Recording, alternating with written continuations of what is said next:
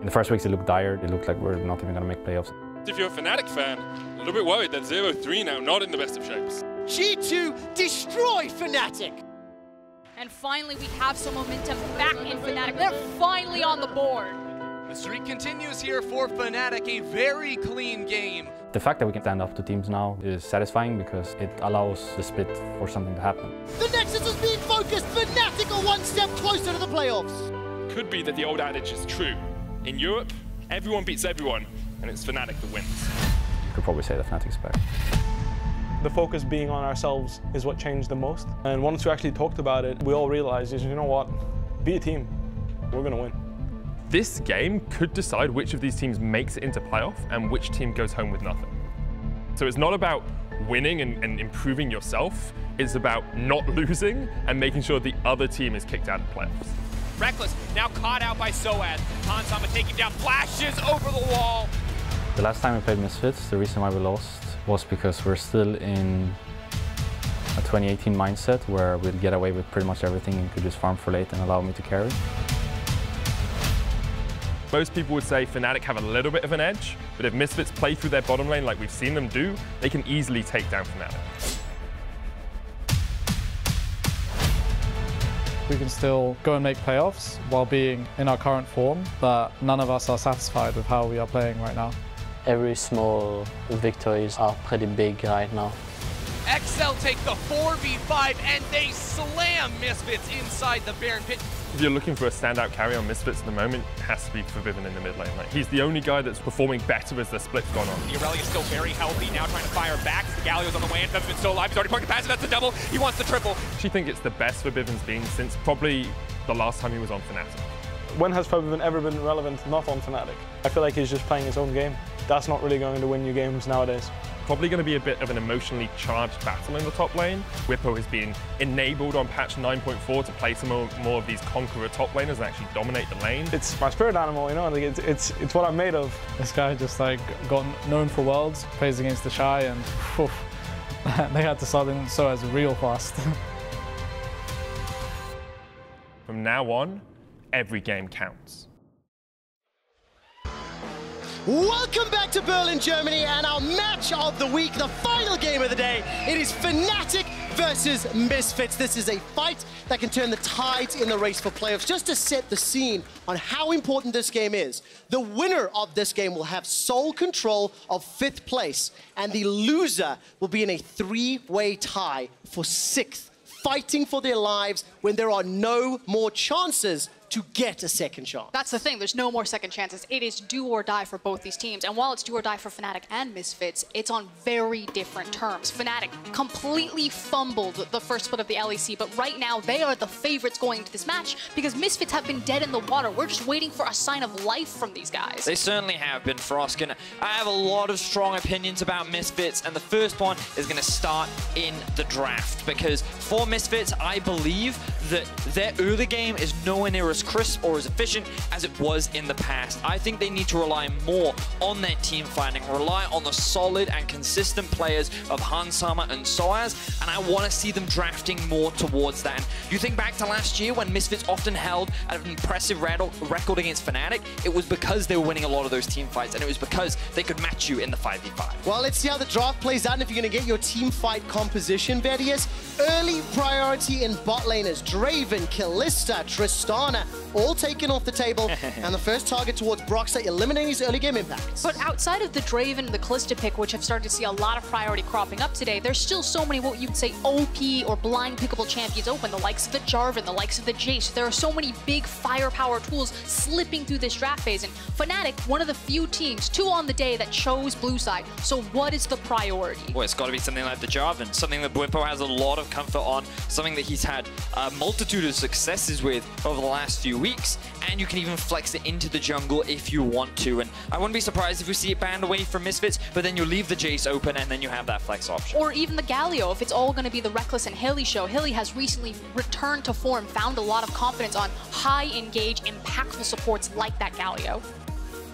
Well, let's see what Hylissang plays. I've really liked his Rakan in recent weeks. 4-0. Rekkles and Hyli have run the Zyrakan duo several times, but with Lucian unpicked, or rather unbanned, it is first picked here by Rekkles. And you think the snap has to be Jarvan, Braum. Jarvan because of the flex potential, Braum because you don't want to give away Braum, Lucian, unless Hans Sama and Gorilla have something in the back pocket to deal with such a strong 2v2. Yeah, I'd be really paranoid about giving away the Braum just because of how strong the likes of Galio, the likes of Alistar are into it as well. I much prefer the blind pick Galio because it takes it away from Hylissang, and I don't think there are many other picks you can really draft into it that will complement how effective Lucian is in terms of the early game, unless they go for something that's kind of been quietly working its way into some of the solo queue games. And Vedi, you said you wanted the strong teamfight presence. You got the cannonball composition in the first two picks for Misfits. Ooh, and this is a great opportunity for Misfits to potentially lock in the Orianna if they want to. Not only would it help facilitate Hansama, because he could then just go for something like a Kai'Sa, but it's that whole protect style. You then have the ability to do well in the laning phase against the Lissandra, and you also have very solid scaling options later on as well. Well, a couple of champions being hovered through. Orianna played twice, 1 win, 1 loss for Febiven, and it's going to be a pivot to Cassio. Hansama has played the Cassiopeia. It was in a win. And it was one of the wins that helped turn Misfits' second half of the split around. We've seen how devastating Cassiopeia can be if she slots down into that bot lane position, despite what Keystone, if it's Conqueror, if it's Phase Rush that we've seen on the day, and especially in tandem with a Galio, the all-in engage potential there is actually quite strong. And while Lucian Braum is revered and feared for that, I actually think Cassio and Galio, if they play their cards right, could match this 2v2 pressure. I actually think it can be a really strong. We got to remember that Lucian was nerfed not too long ago. His W, which is actually what helped him a lot in this matchup specifically, took a big damage hit, which means that this laning phase is harder for him. And what's fascinating is, especially around the level 6 mark, I can see a huge amount of kill threat. And I think Misfits have options to play around the bot side, especially if they choose to put the Jarvan in the jungle. And they do have those flexibility options. That's the most important thing to remember, Quickshot.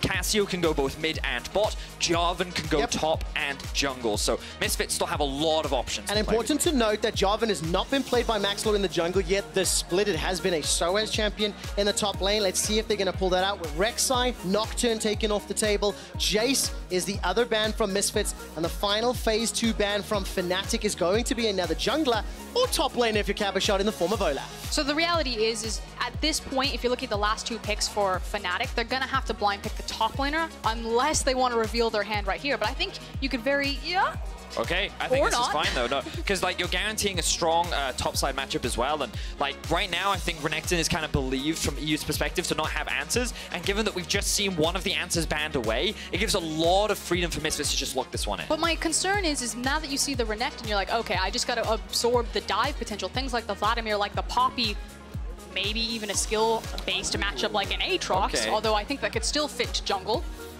Ooh, but by locking in the Zac here, it would pretty much guarantee that this is going into the jungle. If Bwipo throws down the gauntlet and it says Aatrox into Renekton, so hype. I mean, for sure, because even with the changes, Aatrox still very strong in the 1v1. Love this hover of the Evelynn right now. Throw a shout out to Tarzan, who had a fantastic game on it earlier in the day in the SKT versus Griffin matchup. But it looks like we're going to see very standard engage from the side of Fnatic. And the big thing that concerns me right now for what Fnatic have drafted is their early game has been very impressive over the last few weeks. And by going for the Sejuani, I feel like they're a little limited in where their options are in terms of playing around the early game. And so many of their lanes actually demand a lot of resources, because you know that the Braum Lucian, especially in how volatile a matchup from Galio Cassio can be, that you want the jungler kind of in your back pocket. Braum really empowers 3v3 when the junglers get involved because of the Winter's Bite, as well as the Aatrox into the Renekton matchup. I feel like Lissandra's cool because she's going to get priority anyway. You can leave Nemesis on an island. He's going to be super safe with that champion.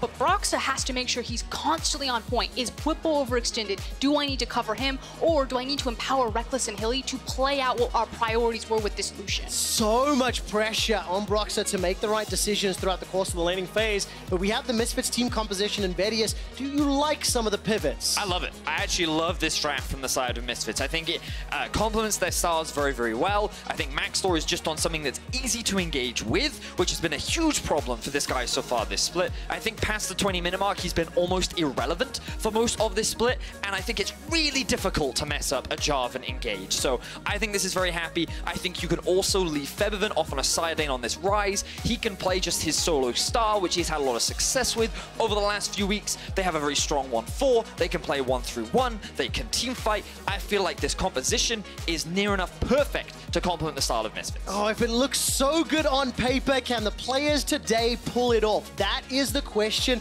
we're about to answer. Just to remind you guys at home, Fnatic and Misfits sit tied in the standings at 7 wins and 7 losses apiece.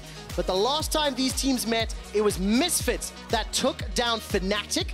And of course, those head-to-heads become so crucially important as we get closer to the end of Week 9. The winner of this game will be sitting in a playoff spot alone with nobody around them. And it is Fnatic starting on the blue side on your screens. Compliments of some fancy League direct-to-camera angles. Their opponents, Misfits Gaming, will be looking to take a clean 2-0 head-to-head over Fnatic. And the fans here in Berlin have been rowdy and noisy all day long.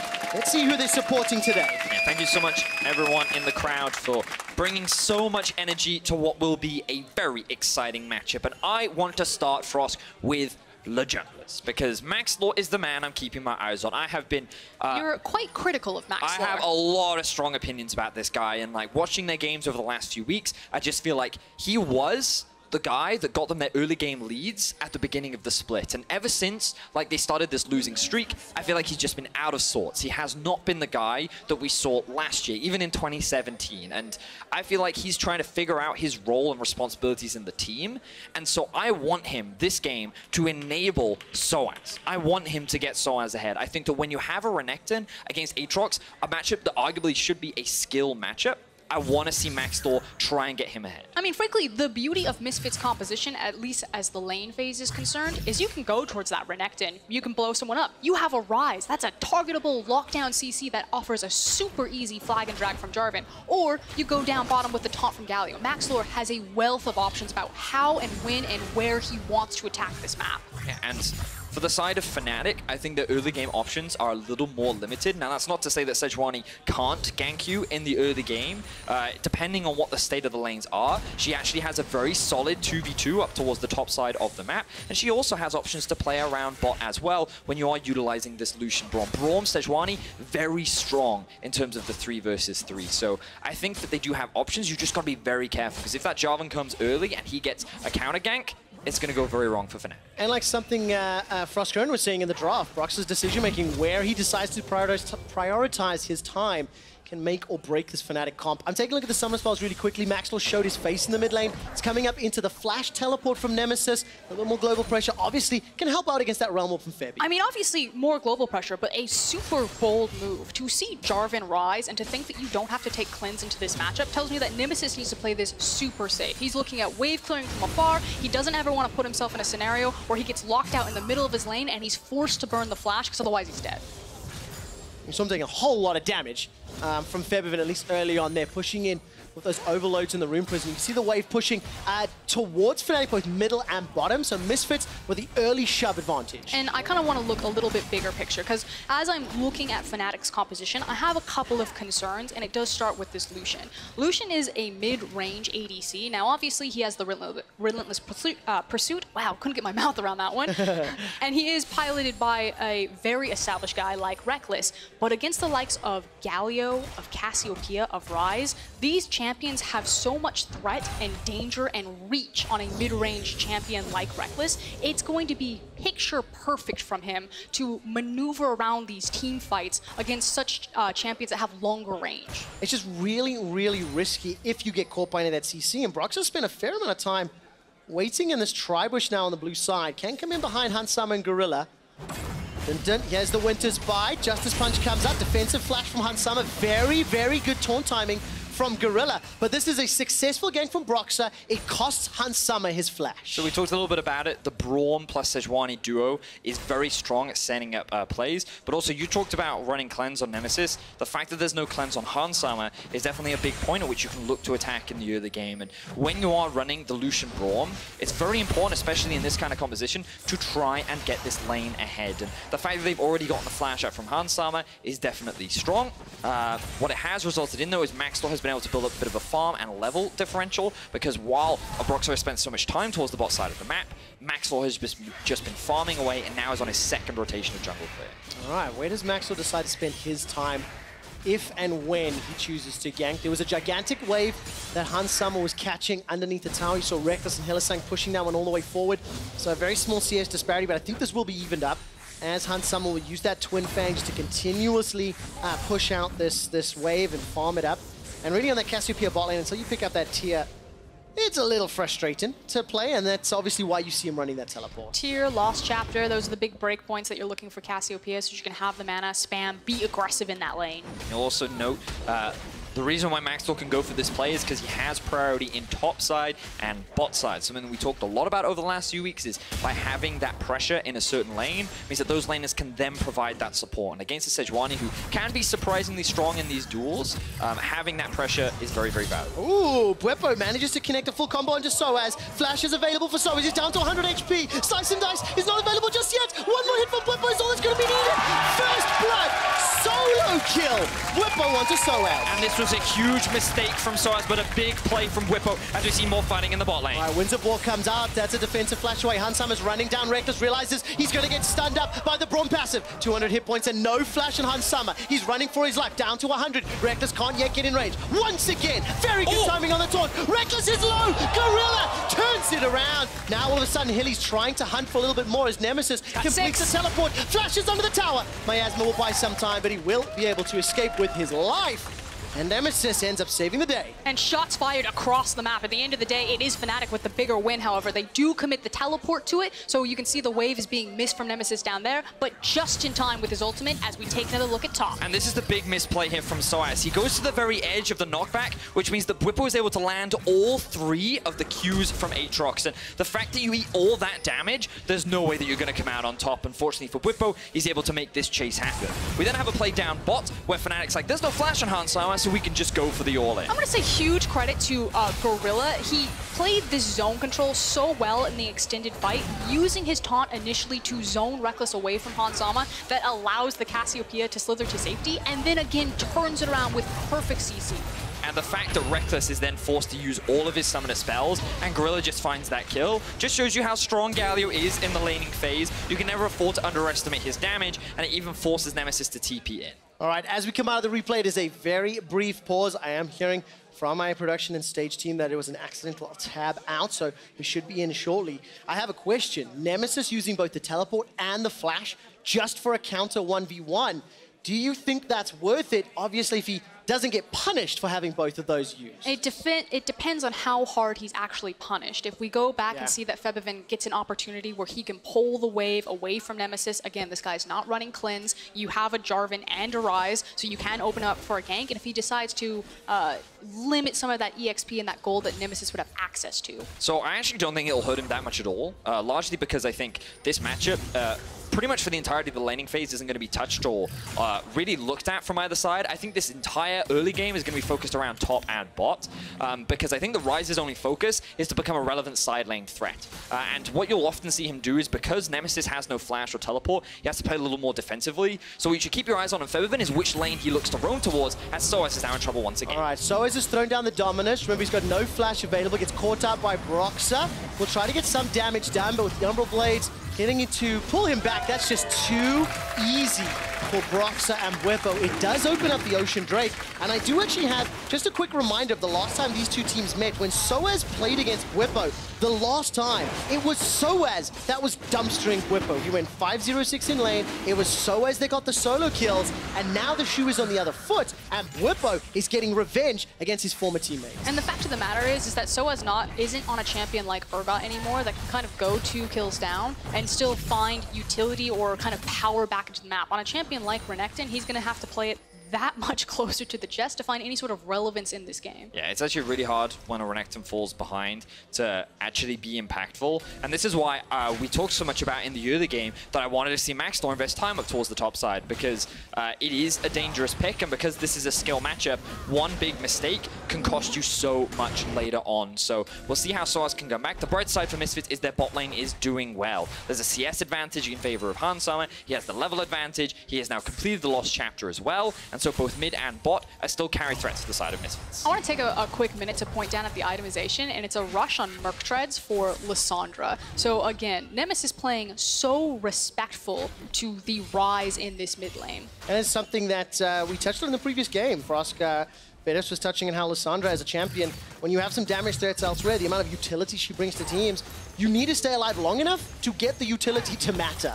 And you can itemize defensively. Nemesis, with a little bit of alone time in this lane, will pick himself up that turret plate as Febiven makes his way back. It's actually really interesting, something we don't get to talk about very often, but whether you decide to upgrade your boots early or later, and basically there are champions that can afford to do it because they're either just utility bots and they don't need the damage, or they just have so much damage stacked in their kit that they can actually afford to do it. Aurelia is a really good example of someone who has so much passive damage, she doesn't even need items early, she can just afford to get those armor boots or magic resistance boots early. So Lissandra is a really good example of someone that can look to do that. And that's exactly what Nemesis has done. Got 2 stacks on that Dark Seal, and Fnatic, as we're getting close to 10 minutes, are just shy of 1,000 gold lead. There's no noticeable CS leads just yet.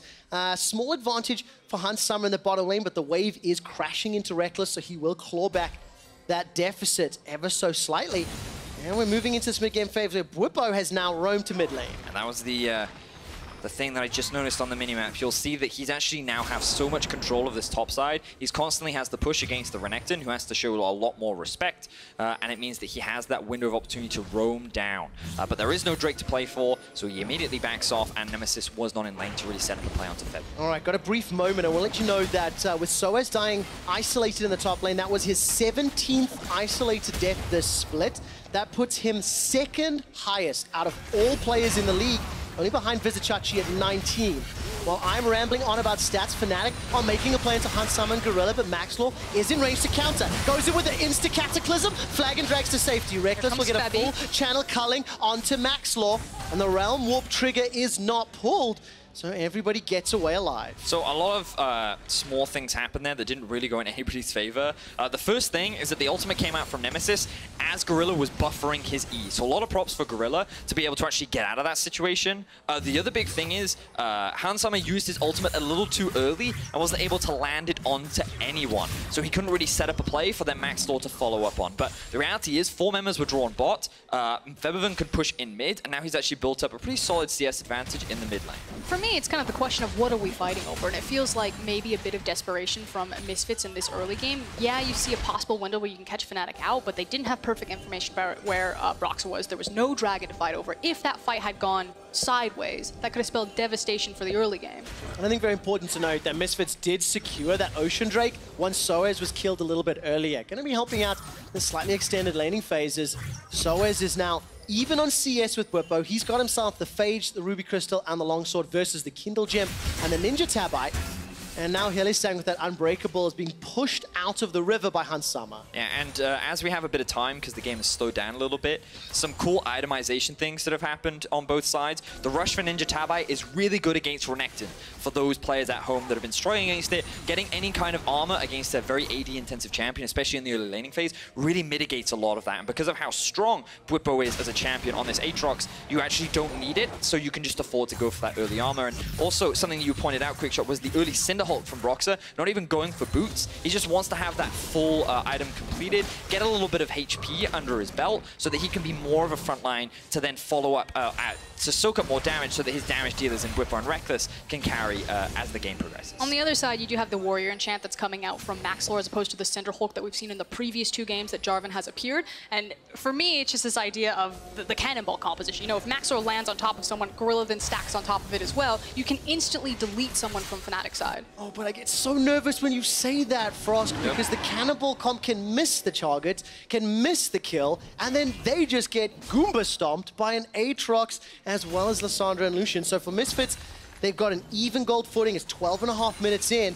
They need to see how their team fights work. And Vedius, during the draft, you talked extensively around how you wanted to see Maxlore making engages that work, and Misfits as a team making team fights go in their favor. Yes. And we're heading towards that phase of the game. Well, we're only approaching the mid-game right now, Quickshot, and I think that we're going to see a couple more skirmishes, but I think this game will ultimately come down to big team fights, and that's really what the fans want. Everyone loves to see Fnatic team fighting because it gets to highlight your boy Rekkles, but Your boy. You actually pulled that off pretty well. I didn't think you could. And then Misfits, on the other hand, they're a team that kind of historically, ever since they joined the league, has been a very...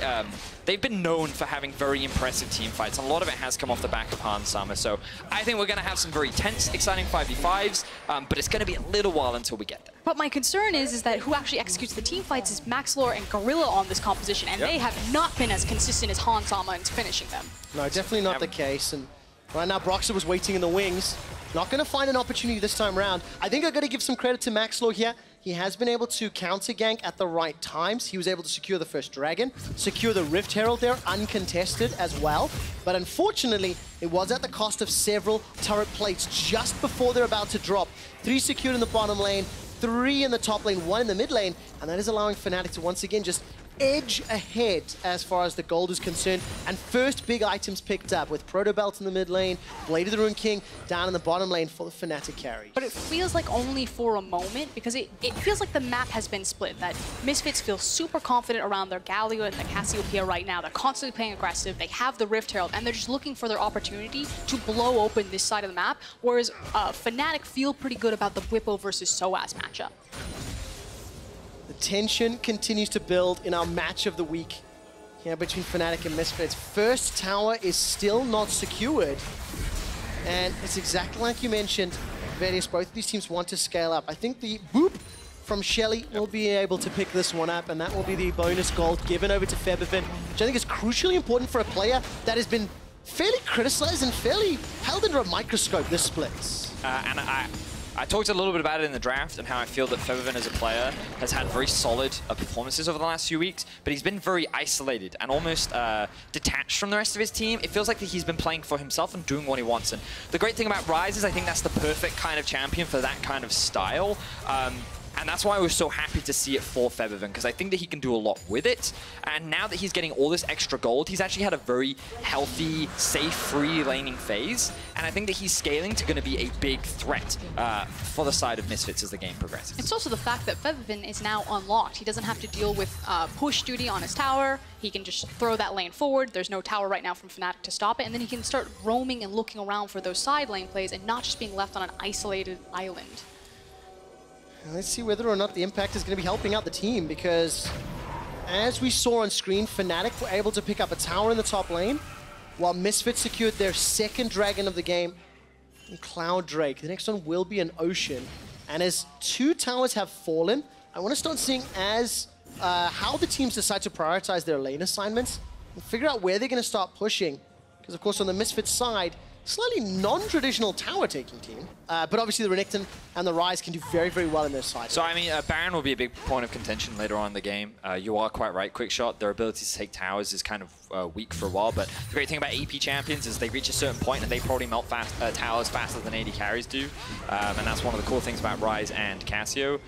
The other thing I noticed, Frosk, maybe you can help me on this one, because I'm not used to seeing a Black Cleaver on Aatrox. I imagine that it's largely due to the extra cooldown reduction and the spammability of spells, but this is not something that I usually see coming out from this guy. I think with the... Oh, you're right. Because like normally it was like the Ghost Blade, right? I'm looking at it, I was like, Black Cleaver, what Renekton always builds it, and then you said Aatrox. Aatrox. So yeah, it's a little bit of innovation from Bwipo. I think a lot of it is just have that extra bit of tankiness, but also get that cooldown reduction as we see a bit of a play towards mid. Okay, Flashing Cleanse is available for Febiven. That's the cleanse already used. Caught up, flashes away, gets locked down. Here comes the Galio ultimate, and Febiven stays alive. A few seconds longer, he manages to walk away. Gorilla and sOAZ arrive just in time. Defensive flash from sOAZ, and Misfits come to save the day. And the most important objective that Fnatic actually want to crack right now is that mid tower, but they just committed so much into throwing everything to force it down, and Misfits somehow survived the onslaught, and they should now have tempo in the game. And I feel like there's a lot of Fnatic fans here in Berlin, because there was only golf claps at how well Misfits and Febiven were able to escape, but it continues to be Fnatic making some proactive plays around champions, and Misfits making more proactive plays around the objectives, like the Heralds and the Dragons. And I want to say, I know the Gorilla scoreline doesn't necessarily show it yet, but in the first, let's say 18 minutes of this game, I've been very impressed with him. I feel like, just to echo some of Vedius' sentiment, that Gorilla has kind of been the big underperforming member for Misfits, but he is right on time, exactly where he needs to be right now. Here comes Maxlore. Broxah's matching him as well. But Ryze is on the way too. There is a teleport available for Nemesis, so he could join the fight should anything kick off. What are we looking for here? Maxlore, are you going to go for it? We're literally leaning into the screen to wait for something to happen, but the risk was maybe too high, and Misfits back away to find another play. And again, it's this idea that Misfits felt that for a brief moment that they had tempo, that they were on the offense in this game because they still had some critical ultimates available to play, whereas Fnatic were missing all of their big ults. Now that they've come off of cooldown, Misfits say, okay, we probably missed our window, we survived the onslaught in the mid lane, let's just reset and look again for another opportunity, and it looks like it's tough. All right, there's an opportunity. sOAZ is going to get some help. There's a teleport being channeled by Nemesis, but I think Bwipo may just be dead before it can arrive. Febiven's actually piecing out. Turns back around. Rune Prison buys some time as he's locked in place. Now the first kill will be in World Ender, so Bwipo will come back to fight. Nemesis is running away with the Claw of Doom. Bwipo kills sOAZ. Now Febiven can't find the damage yet. The Overload is not going to find the kill, and with no flash to chase, Misfits start the fight but lose it. So close between these two teams, but now Broxah's on his way top. Febiven, he's going to show that respect. Who's baiting whom? Bwipo may decide to go in. Maxlore's simply not close enough. Waiting to see if either team commit, and they don't. Misfits lose the exchange. And you can feel the tension there, the fact that both teams looked for the bait. Who was going to step forward? Was it Febiven or was it Bwipo? But again, the stakes, no second chances, no reason to snowball the game. They want to take the 100% certain plays. So what we'll see here is an immediate response from Nemesis. Love the teleport that comes through, and Bwipo just using his ultimate to buy time. He actually positions in a way, getting in front of the minions too, to make it harder for Febiven to land his skill shots. He's the one that still gets CC'd up. For sOAZ, for the majority of this, is actually in a 1v2, but then Febiven, he can't get close enough to find the kill onto Nemesis. Unfortunately, sOAZ has no mobility skills left to get away from Bwipo, and ultimately they come out ahead in the 2 versus 2, and nothing but frustration falls onto the face of sOAZ. 0-3 for the former Fnatic top laner. Misfits are now 2,000 gold behind as we crest to 20 minutes, and now we start to look at the items. 2 items being completed for several members. Febiven's actually gone for a Righteous Glory second item, so leaning more into teamfights initiation tools. So complementing some differences in builds, Nemesis has gone for the Luden's Echo. I mean, he doesn't necessarily have to be that big damage threat. Ryze is still going to output it, so can start to spec towards that utility and not sacrifice too much of his damage. But you still have a Cassiopeia as well as a Warriors Enchant Jarvan and a Renekton top. So you're not losing a ton from Ryze speccing that way. Okay, Misfits are going to be pushing the top tower because Fnatic secured their first dragon.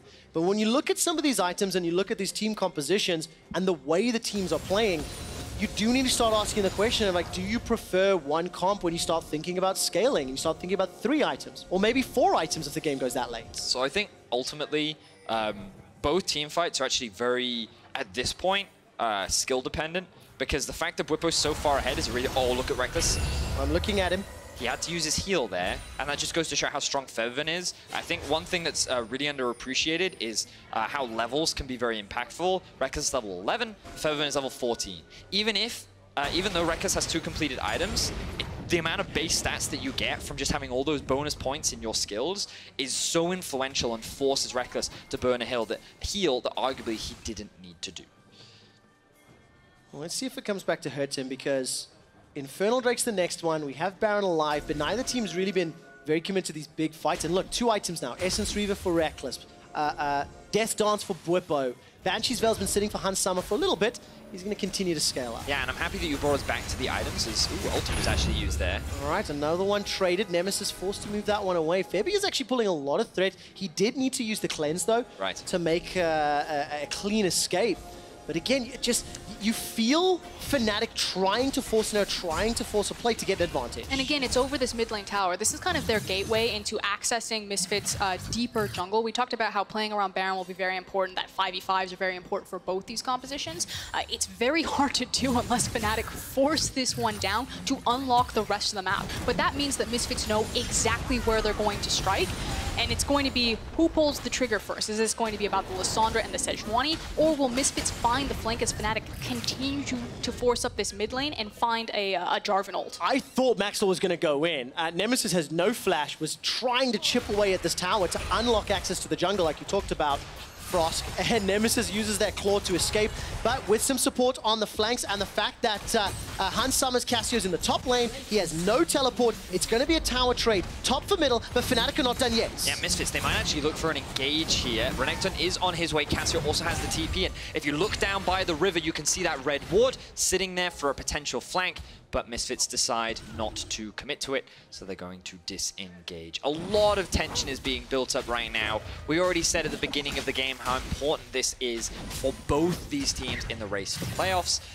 And right now, Fnatic are the ones that sit with the lead. Yeah, race for playoffs, Knuckles, just a reminder. The best teams in Europe will be playing in Rotterdam on the 13th and 14th of April. If you haven't got your tickets, go check out eu.lollysports.com/Rotterdam, and you'll be able to come join us. Top 3 teams in Europe will get the number 1 and number 2 automatically advance, and then the winners quarters in the first semi-final. Maybe Fnatic and Misfits will be one of those teams. So one of the things that I think Misfits is really struggling with right now is their ability to push past the river. And something you talked a lot about, Frosk, is by securing that mid lane tower, it actually opens up the map a lot more for Fnatic.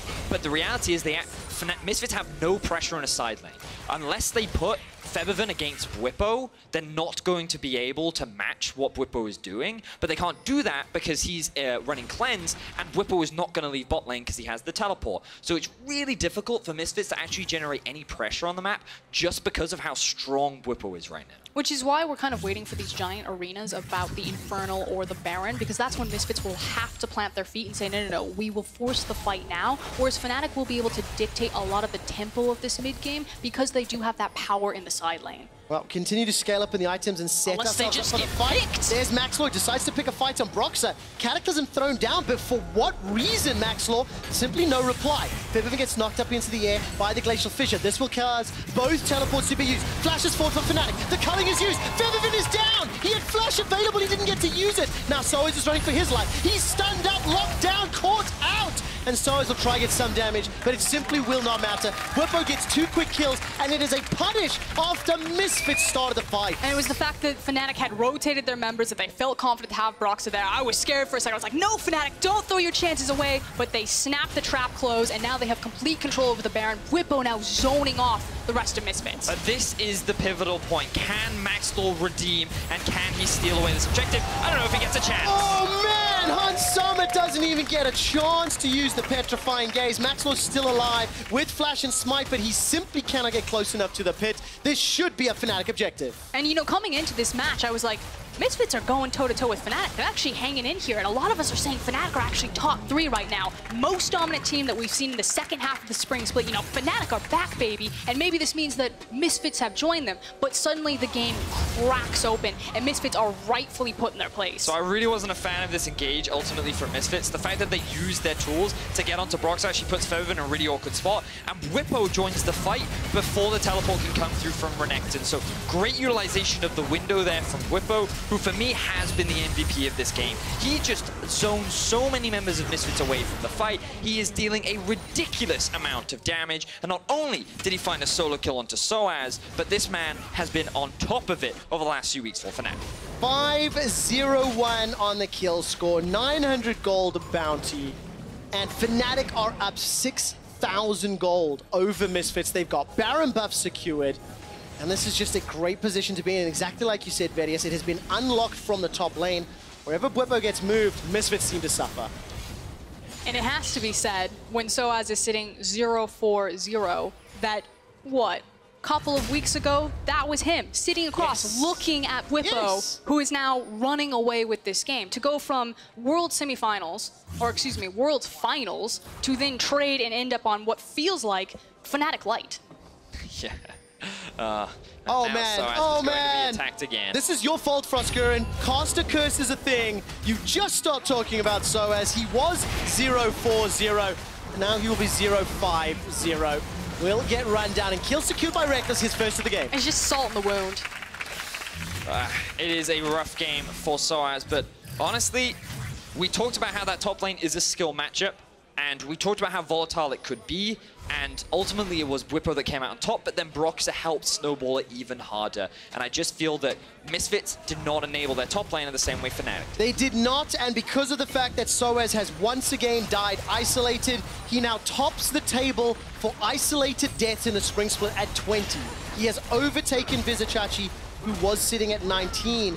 And it's just a very difficult game. He is trying to make an impact, and it is simply not working. The 4th tower is secured for Fnatic. They're rotating to the mid lane as Bwipo is ushering the towers forward. And with a minute left on Baron buff, Fnatic are pushing towards Misfits base. And Misfits cannot make a single mistake here because of the pressure, the Baron behind Fnatic. And as they approach a tower, when you have Sejuani and Lissandra, you make one wrong move, you're dead in a team fight, and the game ends. So what? Why is Ryze building Ryze? These are questions that we will need to ask at a later time. Because Righteous Glory Ryze is definitely what you needed. Ryze is super cost efficient for its build path. Sure. Like the AP that you get off of what you're paying in, hold the thought, he's okay. It also offers a ton of control. But it makes no sense on Ryze. Like, as a champion, I just feel like that he doesn't maximize or utilize it. I mean, well, let's see if Febiven can make it work now, because there goes Bwipo pushing all the way forward. Maxlore decides to start the fight, throws the Cataclysm down, flag and drags to safety, and Bwipo, his ultimate has been popped. The passive is now bringing it back to life, but look at the damage dealers. That's already killed to Gorilla. Handsama's still untouched. He's trying to put the damage onto the front line. That's a zone away. Febiven is already going to pick himself one onto Nemesis. The tower goes down, and it's a 1 for 2. Fnatic get the kill and the tower. So Fnatic, in a 5 versus 6, as they couldn't even take down the tower for the majority of that fight, still come out ahead, only losing Nemesis, who just dived immediately onto the backline. So props to Fnatic, a fantastic fight from them results in another objective.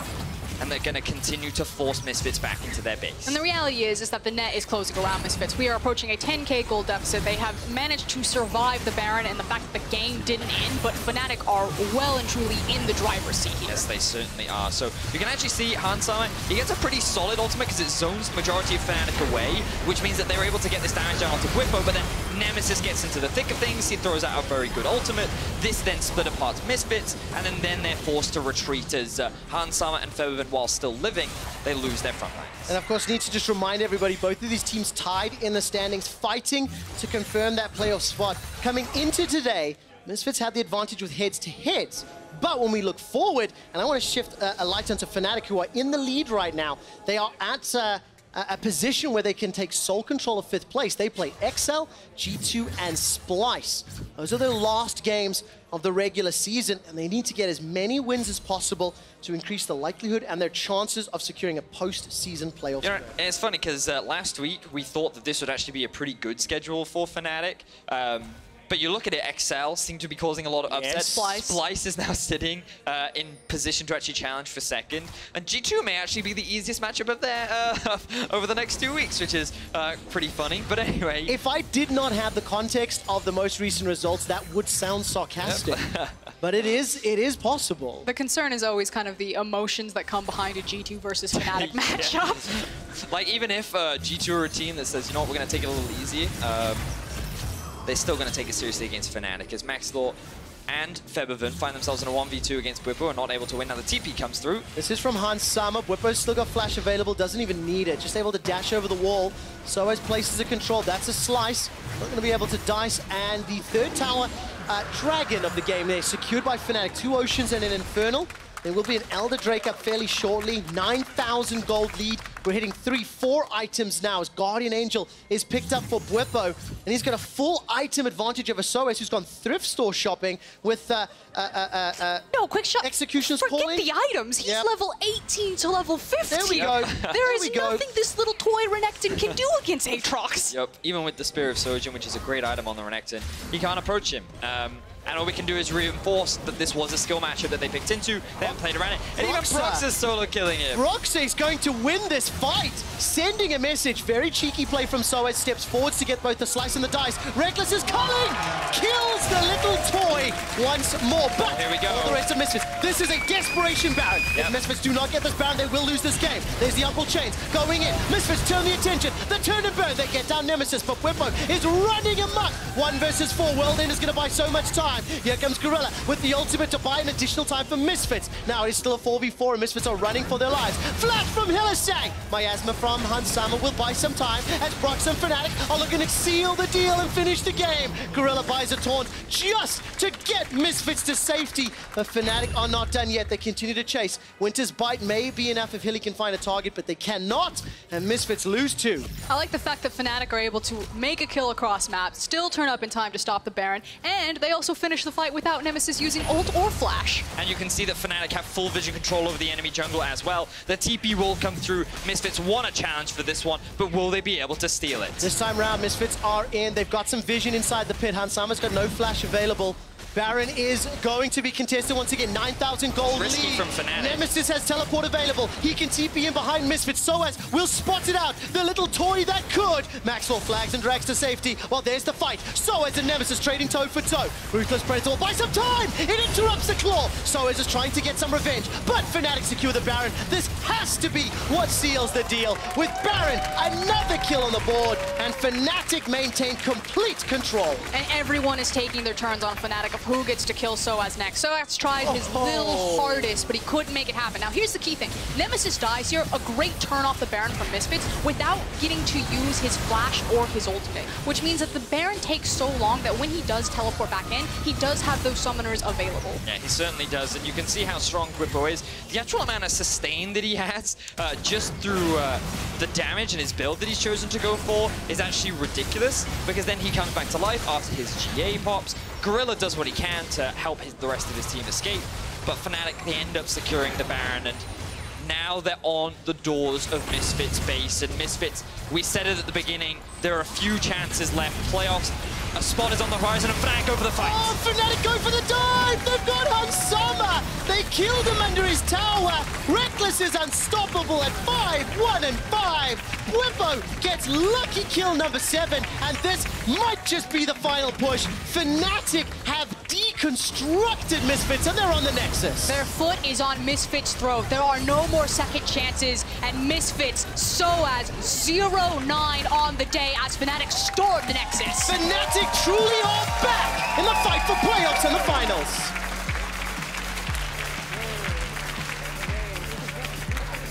Look of disbelief on Rekkles' face as sOAZ goes 0-9 in that matchup.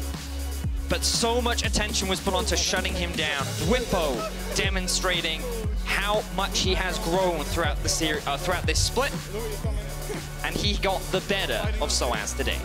Fnatic are on a 5-game winning streak. They are undoubtedly and unquestionably the best performing team in the second half of the split. But I think it's crucial to remember, when sOAZ played Bwipo the first time, he ended 5-0-6. Yep. When Bwipo played sOAZ this time, he ended 7-0-7. Take the script and throw it out. This is no longer a league that is dominated by G2. We now have G2, Vitality, Origin, and now Fnatic. This is a crash course of a commercial that you couldn't script better as we rocket towards the playoffs in Rotterdam. Yep, the league is so competitive right now here in Europe. Everyone is beating everyone. But at the end of the day, it is Fnatic that come out on top. I mean, it feels that way, and just to, again, remind everybody, with that win, Fnatic are now 8 wins, 7 losses. They are behind 4 teams in the standings, so solidly in 5th place, alone in 5th place. After at one point at the beginning of the season being 9th. Now, in 6th place, there's a 3-way tie. Schalke, SK, and Misfits. Only one of them can survive, and they all have 3 games remaining. Ah! It's so tense, Trevor! I cannot wait for our remaining games. It's only day 1 of week 8. We still have so many exciting matchups tomorrow as well. But to concentrate on today, Fnatic played some excellent League of Legends, and you have to give props to the growth of Nemesis that he's made throughout the split, having to fill the shoes of Caps and many Fnatic expectations. He has done a fantastic job as we approach the end of the split. Bwipo has grown significantly. Hylissang seems to be finding his form. And the only player we have not spoken about in their massive set of win streak is Rekkles. And the fact that that is the case just showcases how strong Fnatic is right now. And the question for me now is, what is this ceiling of this iteration of Fnatic? We've seen them with Caps and sOAZ, but what does Nemesis and Bwipo Fnatic look like? 5-0, contesting for the top. They play G2 next week. And let's see if they can pick up a more impressive win than Splyce. I mean, it seems like everybody can take G2 down this time. It does seem They've like lost 3 games already. And if there was a time to peak, if there was a time to unlock your players and your carries, at the end of the split before playoffs, to go into those best of 5s with the amount of confidence that this team is building up, it is fantastic. Now let's turn our attention to Misfits. It looked okay for a while. They looked even for a while. But it was all a ruse, Quickshot, because we talked about it at the very beginning of the game. We talked about how this top lane matchup would be so pivotal. And I had my eyes on Maxlore, and I don't want to keep attacking the guy, but I can't help but criticize him when he was the guy that had to be the deciding factor in this game. He was the one that had to turn the tables and help Misfits overcome the Titan that Fnatic has become in the second half of the split. And so far, he has not been able to do it. And I feel like that if Misfits even want to stand a chance of qualifying for playoffs, if they want to be the last team to make it, then Maxlore is the guy that has to step up for me. I won't dispute that Maxlore is probably one of the most pivotal pieces of Misfits that's kind of missing right now, but I just don't think you can overlook how many isolated deaths for sure sOAZ found himself in. Like that game, there are plenty of people who need to hold up their hand and say, this one's on me, boys. 21 isolated deaths for sOAZ. Oh, it went up now again? Tops the table. It happened again. He got like 25% of them in that game. Yes, exactly. 0-9-1. Now, I want to just step back and just talk about Misfits as a whole, because in this, a tiebreaker group, Misfits are 2-0 over SK. This gives them an advantage. They have so many head-to-heads. But there's 0-1 over Schalke, and those are the 3 teams that are contesting for this final spot today, right now. There's still 3 games to play. It is not indicative of who's going to be the final 6 that go to playoffs, but it is a difficult situation for those 3 teams. Let's turn attention to more positive things. Key player of the game suggestions: Bwipo, Broxah, or Hylissang. The unsung hero went 0-0-14. Go vote on Twitter at LOL Esports. Bwipo and Youngbuck will be joining us in PGL in just a few minutes. So while they're getting set up, I mean, we didn't get a huge amount of time to talk about Hilly this game, but he really was everywhere he needed to be, and his ultimates were game-changing. I mean, Hilly feels to me like a player of like momentum and confidence, and when he gets to play aggressive, impactful in lane, like that's the Hylissang I want to see. And for a long time, it felt like he was kind of scared to do that he had been punished so many times that he was just going to play it out safe. And so I'm just happy to see Fnatic kind of back in stride, back in momentum, and unlocked. You actually said that about Hilly in the draft as well, and it worked out on the Braum. So congratulations to Fnatic. We're going to hear what Broxah has to say after taking down Misfits. We are. Broxah having a final time on the sofa came up to me, the biggest grin on his face. How satisfying was it to thoroughly defeat Misfits after they did the same to you in the first half of the split, Broxah? It felt really amazing beating Misfits and getting such a solid start to these last 2 weeks of the split. We are in a pretty tough position right now. We really needed wins, especially the ones against Misfits and Splyce, since that's the direct competitors for the playoff spot. So winning against them, and especially seeing Bwipo play this well and just actually destroy them, was just amazing. It felt really nice. Let's talk about Bwipo getting first blood on sOAZ as well. What was the mood on comms when that happened? Well, it felt really nice, and it was kind of funny for me because while it was really cool seeing Bwipo win the 1v1, I was kind of laughing for myself and thinking, because last time we played them, sOAZ was the one solo killing Bwipo, so now I was like, okay, I guess he still has it. He's not too bad after all, my top laner. So the thing was, though, Broxah, sorry to interrupt you, but then you all had a go. It was like on comms or something, you were going, right, my turn on sOAZ now. Is that what was happening? Well, not really, but generally we didn't really know too well how to speed up the game and how to start snowballing off Bwipo's lead, and I think we ended up doing it a little slowly and just play it really safe. We didn't really want to end up dropping the game, and I just feel like generally we just all played around Bwipo. He made the calls, and whenever Bwipo was able to move, we just forced, and it worked out because he was so strong. Well, let's talk a bit more about you, Broxah. It feels like in the last few weeks you're really finding your confidence now, and that partnership with Nemesis is really showing through. So how have you worked on that in the last few weeks? I feel like me and Nemesis have just been really finding our footing as a duo and really learning how to play together, which champions we want to play together, and just really finding our style more than anything, because I think always when playing with a new mid laner as a jungler, it takes time to get used to it. It was the same back when I played with Caps. I remember our first year together, no one really respected us too much as a duo, only individuals, and it just comes with time, and I think this time the process is going faster than what it did back then with Caps, and it's just great seeing progress. Does Bwipo ever get a little bit jealous, though, that you're hanging out in the mid lane? Does Bwipo ever get jealous? Because he's an island on his own up there. You're just hanging out with the new kid, Nemesis. I think Bwipo is pretty used to it by now.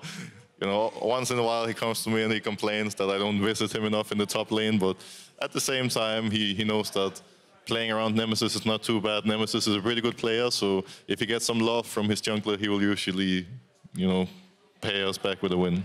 And talking about the whole team in general, last week on this very sofa, Rekkles said that the team needed to find their groove, and they found it. The question is, though, how did you guys do that? Because in the first half of the split, you guys were working more individually. The draft maybe a little bit unfocused, but now you're just putting together to make those playoffs. I think it's just a Fnatic thing, generally doing really poorly at the start of a split and just being slow at figuring out how we want to play as a team and how we should draft. And it's just so, I don't know, it's just such a common thing at this point, and it's kind of sad it happens every split, but at the same time, with our roster, we have really good individuals, and more than anything, we just really had to figure out how to play as a team, find the style we want to play, the draft we want to play, and once we had that, we started gelling pretty fast, and it shows. Now, next week, you're going to be facing G2. I love that reaction, because I need to tell you that Jankos and Mickey, in this week's episode of the podcast Euphoria, they said that they can't wait to face you, that they want a rematch for everything that happened at Worlds in 2018. What do you think is going to go down? Well, to be fair, at Worlds 2018, we got further than G2, so if that's the case, it means that we're going to beat them, and we're going to get to the final at the very least. They are going to drop out in semis, so you know, it doesn't sound too bad to me. You know, I would prefer winning the final this time, but it could be worse. Well, I think that everyone here at LEC is going to be looking forward to that spice next week. Good luck tomorrow in your match against XL. Congratulations, and thank you so much for talking to me, Broxah. Thank you. Your mate, Bwipo, the reason he snubbed us on the sofa tonight is because he's actually over with Alex in the post-game lobby. Should we go meet him?